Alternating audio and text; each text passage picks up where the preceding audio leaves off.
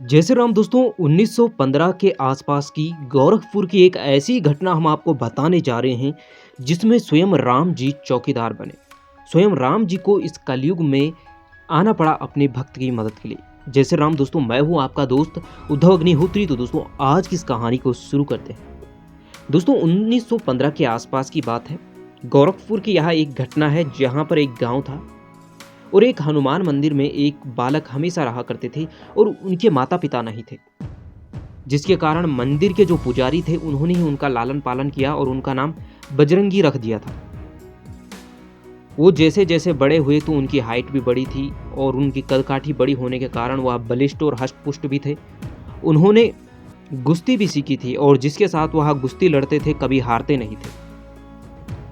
उनके माता पिता ना होने के कारण वह हमेशा दुखी रहा करते थे।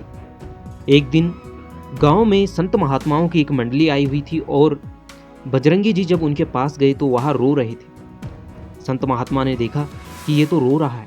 उन्होंने उन्हें अपने पास बुलाया और प्रेम से पूछा, बेटा क्या हुआ? तो उन्होंने सारी बात बताई। तब उन्होंने कहा कि पूरी सृष्टि के माता पिता तो प्रभु श्री राम और माता जानकी है। तुम उन्हें ही क्यों अपने माता पिता नहीं मान लेते? अगर तुम उनको अपने माता पिता मानोगे तो तुम्हें किसी चीज़ की आवश्यकता ही नहीं। और उन्हें कहा कि तुम सीताराम का जाप किया करो। बजरंगी जी ने ऐसा ही किया।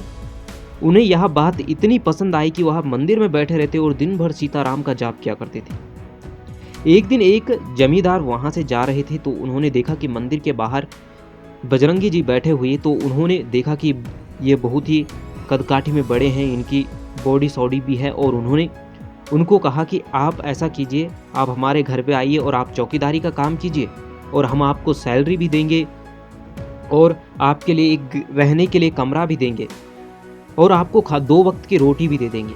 बजरंगी जी ने सोचा कि चलो ये अच्छा हुआ। उन्हें जागीरदार के साथ गए और उन्हीं के घर में रहने लगे। बजरंगी जी इतने मग्न रहते थे राम नाम में, उन्हें पता ही नहीं चलता था कि कब दिन से रात हो गई। वह जब हमेशा रात को सीताराम जपने बैठते थे तो जब सुबह होती थी तभी उनको होश आती थी कि इतने मग्न वो सीताराम नाम जाप में हो जाते थे। एक बार कुछ चोर आए और उन्होंने देखा कि बजरंगी जी राम नाम के जाप में मग्न है और वह छुपते हुए उनके घर में दाखिल हुए। उस मोहल्ले के अंदर जब वह गए तो उन्होंने इधर उधर देखा। उन्होंने चोरी का सामान उठा लिया, घरों में चोरी डाल दी। लेकिन अब राम जी के भक्त तो राम जी के ध्यान में मग्न है और इस कारण प्रभु श्री राम को स्वयं चौकीदार बन के आना पड़ा।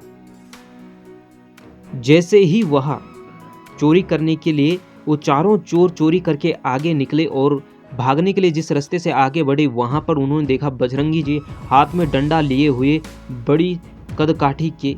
यह देखकर वह चोर डर गए, वहां से वह भागे। दूसरे रास्ते की ओर पहुंचे तो वहां पर भी बजरंगी जी चारों ओर दौड़ते हुए आखिर में वह थक हार गए।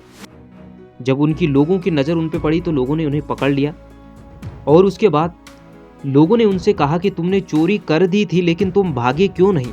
तो उन्होंने कहा कि आपका चौकीदार वो बजरंगी हर जगह खड़ा रहता है, जहां भागो वो वहां पहले से ही पहुंच जाता है।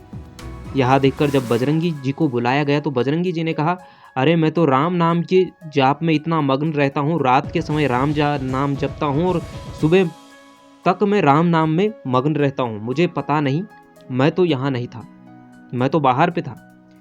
यह देखकर बजरंगी जी को पता चला कि उनके राम जी को कष्ट हुआ और राम जी स्वयं चौकीदारी करने आए।